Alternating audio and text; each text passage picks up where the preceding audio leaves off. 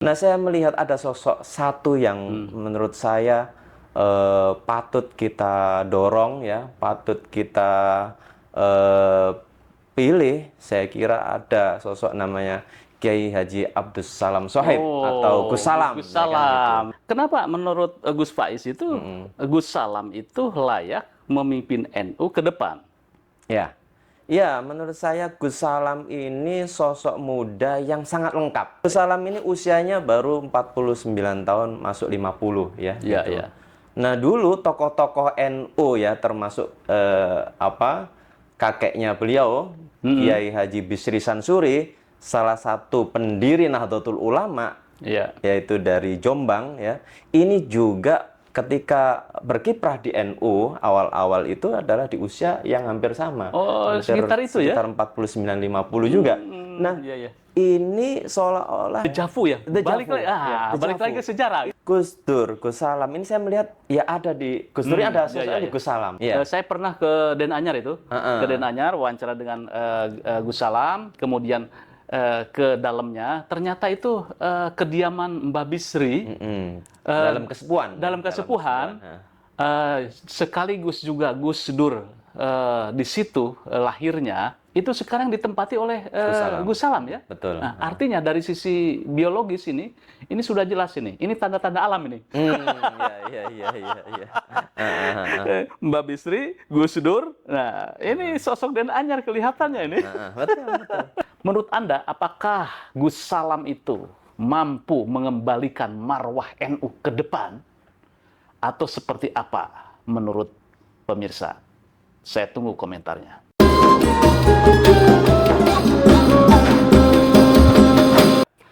Assalamualaikum warahmatullahi wabarakatuh. Waalaikumsalam warahmatullahi wabarakatuh. Pemirsa pada Suka TV, ini suasana studio baru pada Suka TV. Seperti biasa, bersama saya Yusuf Mares, kali ini ada tamu istimewa daripada Suka TV, yaitu Gus Faiz. Apa kabarnya Gus? Alhamdulillah, baik Bang Yusuf. Luar biasa, beliau adalah tokoh muda NU Depok. Nah, Depok NU juga jos, pemirsa. Baik, Gus, ini kan sedang rame nih. Ya. Road to Muktamar NU ke-35. Ini banyak tokoh yang masih bingung ini. Tokoh elit aja bingung siapa calonnya. Kemudian apalagi di arus bawah. Ada tokoh-tokoh yang muncul nih. Ada Gus Yahya katanya. Ini didorong kembali. Ada Gus Ipul. Betul. Ada Prof. Nazar, Menag. Nah, terus kemudian ada tokoh-tokoh kiai lain. Ya. Nah, ada Gus Yusuf, kemudian juga ada Ki Imam Jajuli dan Gus Salam. Di antara tokoh-tokoh muda ini, kita berbicara nih.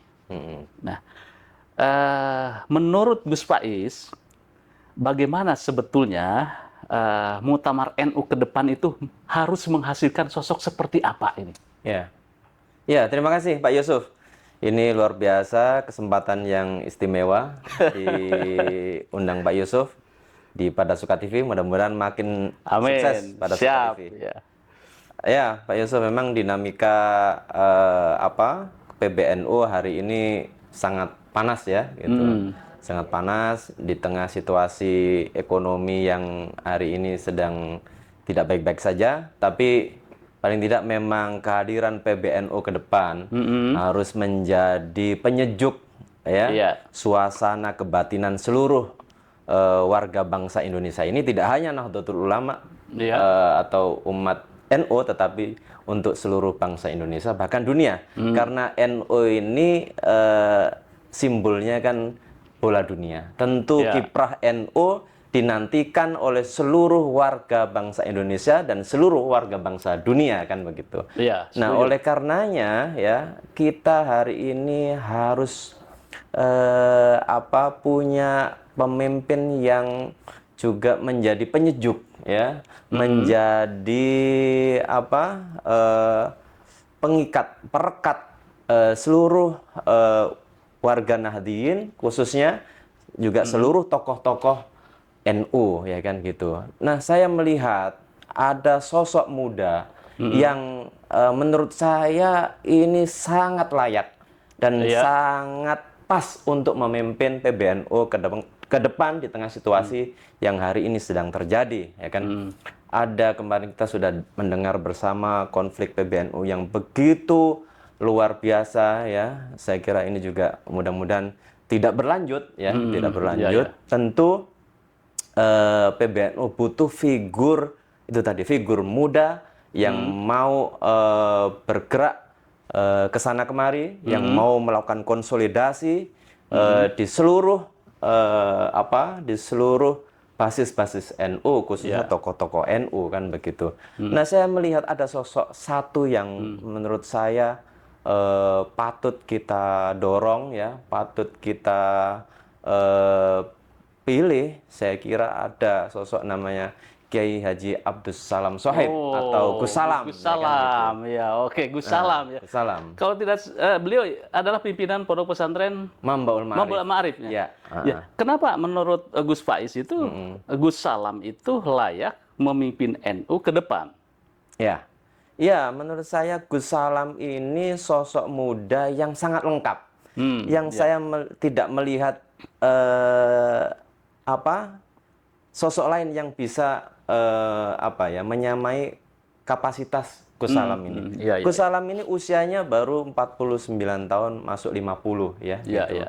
Nah, dulu tokoh-tokoh NU, ya, termasuk kakeknya beliau, Kiai Haji Bisri Sansuri, salah satu pendiri Nahdlatul Ulama, yaitu dari Jombang, ya.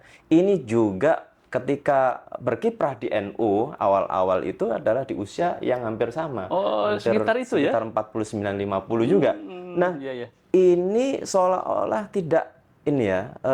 Dejavu, ya? Balik lagi ke sejarah. Ini kita tidak pernah prediksi, tapi ternyata ada ketemu gitu, ketemu titik yang sama. Nah, sejarah berulang kembali. Sepertinya seperti itu. Jadi saya melihat ini dejavu. Gitu. Yang mungkin saya baru ngomong ya hari ini.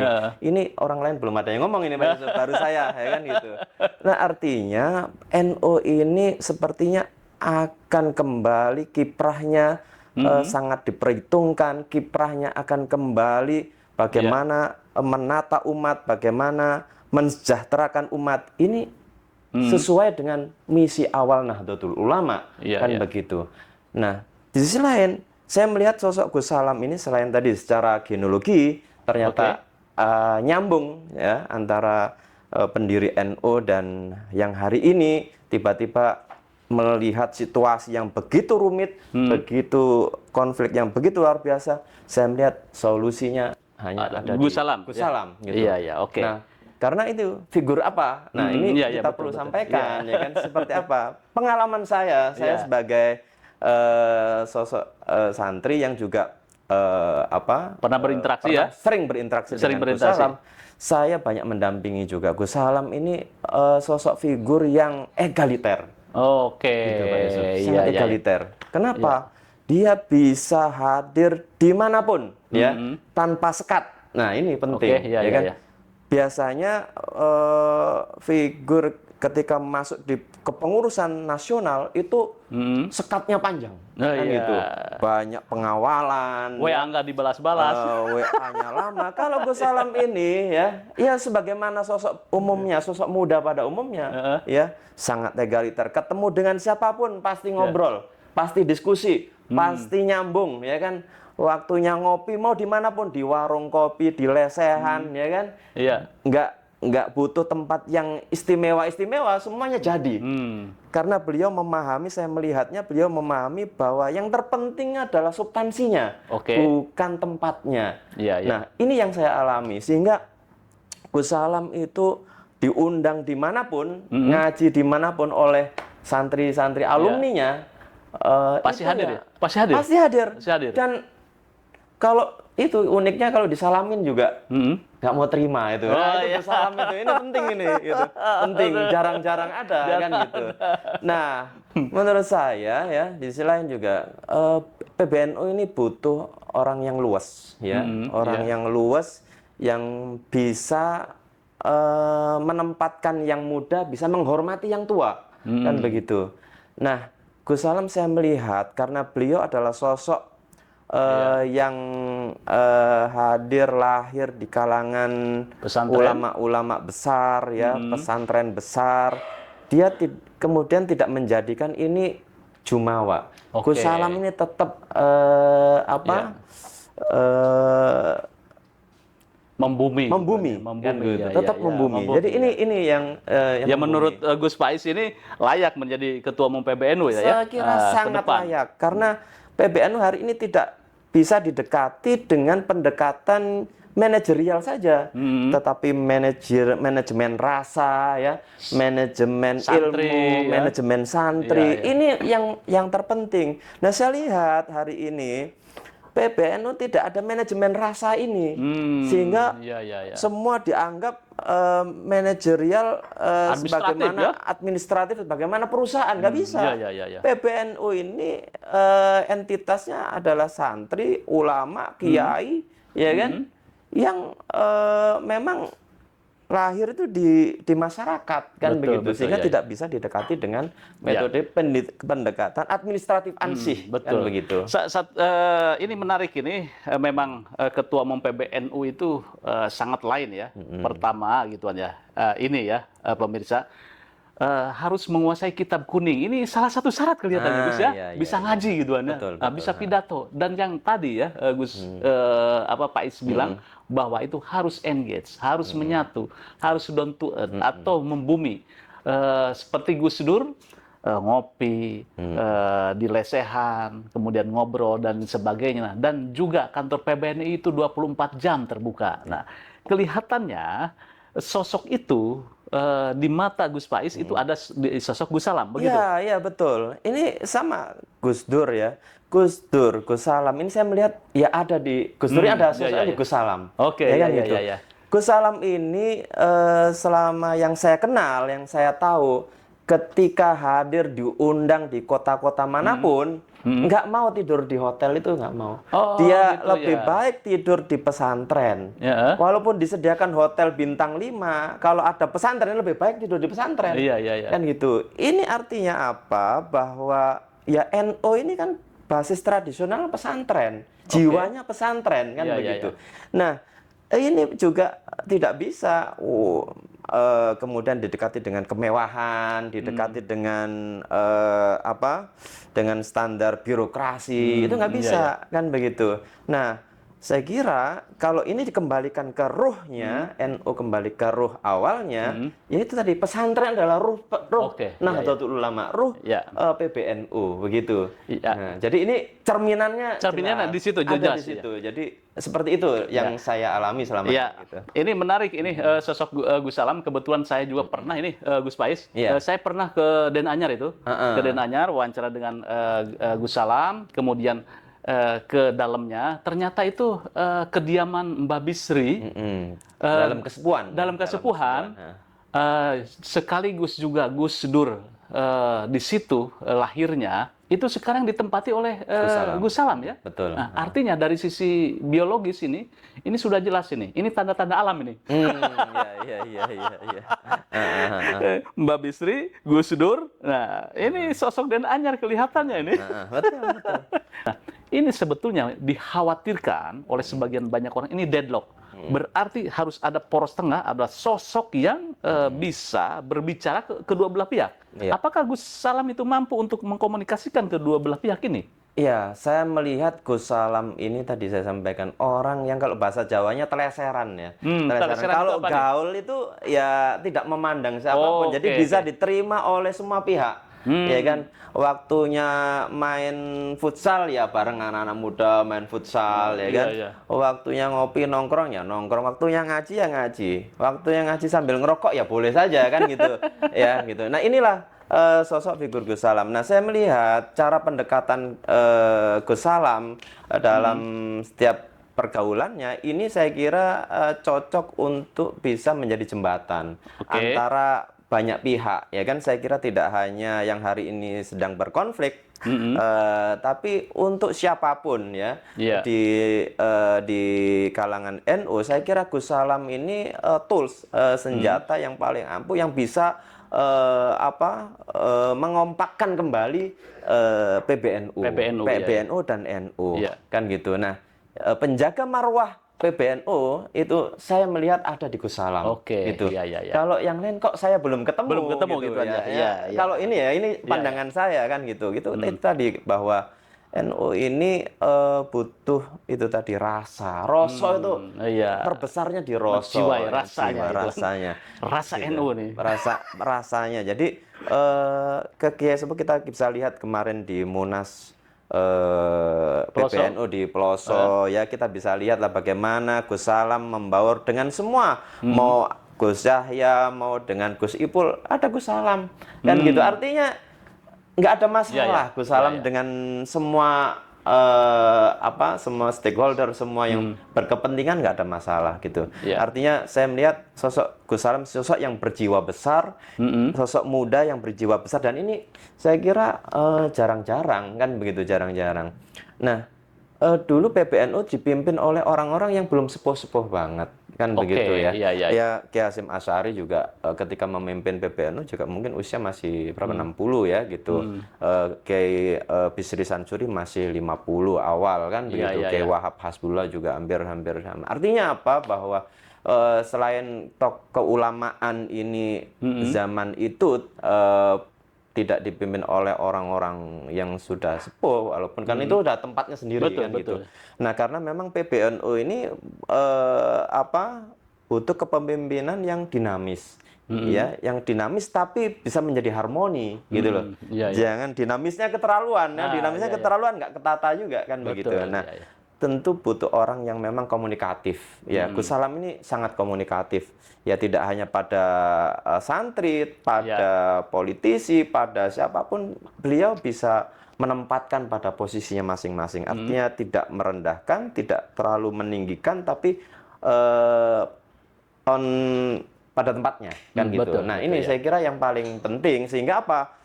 Ketika semua orang ditempatkan pada porsinya masing-masing, pada tempatnya masing-masing, ya, saya lihat masa depan itu PBNU akan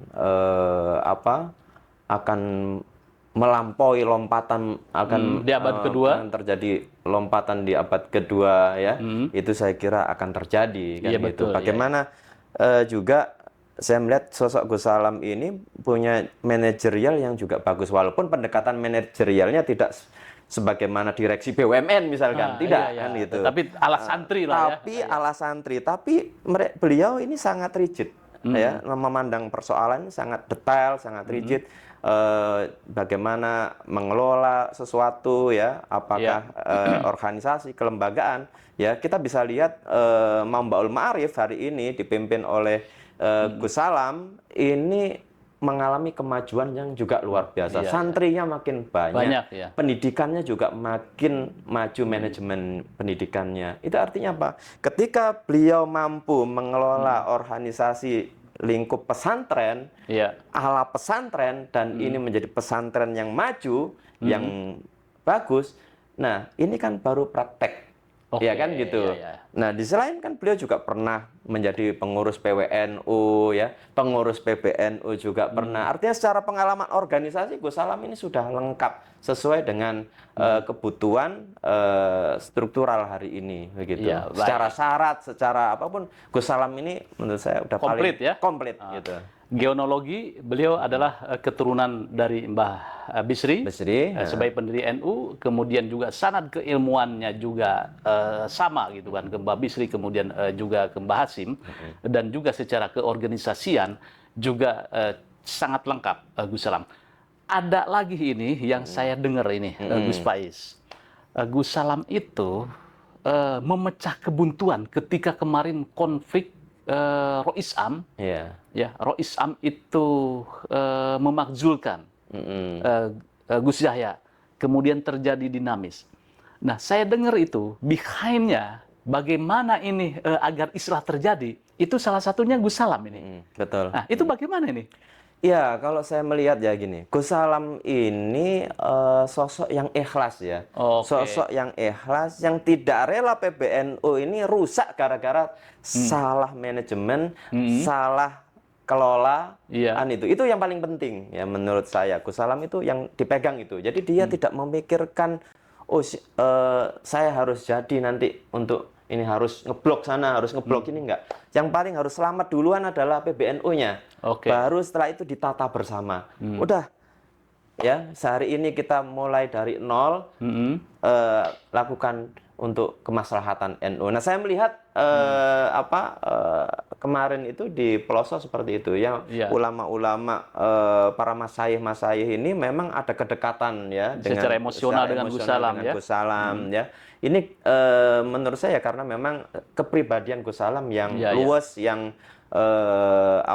yang ama masyayikh itu ya tawaduknya luar biasa, Iya, kan betul, gitu. betul, Dan ya. itu tidak dibuat-buat karena memang ya secara genetik memang seperti itu Gus Salam itu. Jadi figur ini yang menurut saya memang paling tepat hari ini Oh, iya, di tengah suasana yang hari ini.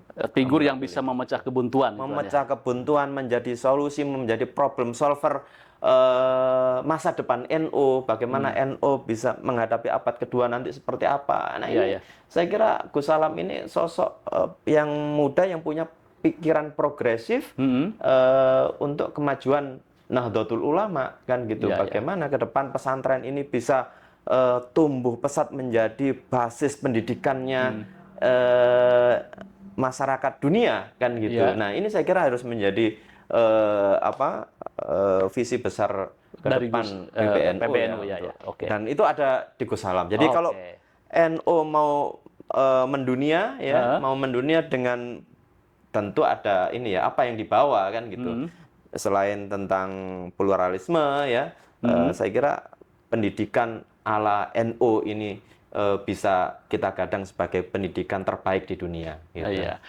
Baik, luar biasa pemirsa, bagaimana menurut Anda bahwa Gus Salam menurut Gus Pais adalah solusi ketika nanti kalau terjadi deadlock. Ini di quote lagi ya, jangan salah persepsi. Kalau terjadi deadlock, mudah-mudahan muktamar itu tidak deadlock, tetapi ini sosok Gus Salam itu bisa memecah kebuntuan. Menurut Anda, apakah Gus Salam itu mampu mengembalikan marwah NU ke depan? Atau seperti apa menurut pemirsa? Saya tunggu komentarnya. Sebelum akhir, saya tadi melihat itu ada kaos Sohib dari Timur. Nah, itu apa itu Gus Pais itu? Sohib dari Timur itu. Ini saya kebetulan dapat oleh-oleh dari teman-teman kemarin di Munas ya, di Munas NU. Nah, ini. Itu. Wah, Ini, Sohib dari Timur. Ini dari orang-orang baik ya, orang-orang baik yang ingin memperjuangkan NU lebih baik lagi. Jadi ini tidak dibuat oleh Gus Salam, tidak, tapi ini dari gitu ya. santri-santri Santri-santri yang ingin berkontribusi, ingin membesarkan NU dan memperbaiki PBNU agar lebih baik lagi menuju masa depan NU abad kedua. Iya, Gitu. oke. Belakangnya apa, Gus? Nah, ini juga ada kata-kata dari Gus Salam ya, Oh. menjaga langit pesantren dari tradisi menuju peradaban, gitu ya. Ini dari maknanya ini kata-kata yang Gus yang Salam. tahu Gus Salam. Nah, menjaga langit pesantren dari tradisi menuju peradaban. Nah, gitu. Oke. Ini dijual nggak, Gus? Ini insya Allah nanti sementara kemarin masih dari ini santri-santri, insya Allah akan diproduksi lebih banyak lagi, bisa diperjualbelikan nanti karena memang ini dari ini ya, dari Nahdiyin ya? Dari santri ya? santri dari santri. untuk masa depan PBNU, Oke. gitu. Baik, terima kasih pemirsa pada Suara TV. Nantikan apa konten-konten kami, podcast-podcast kami, Road to Muktamar 35 NU. Jangan lupa like, share, subscribe pada Suara TV. Wassalamualaikum warahmatullahi wabarakatuh. Waalaikumsalam warahmatullahi wabarakatuh. Makasih, Gus. Terima kasih. Ya.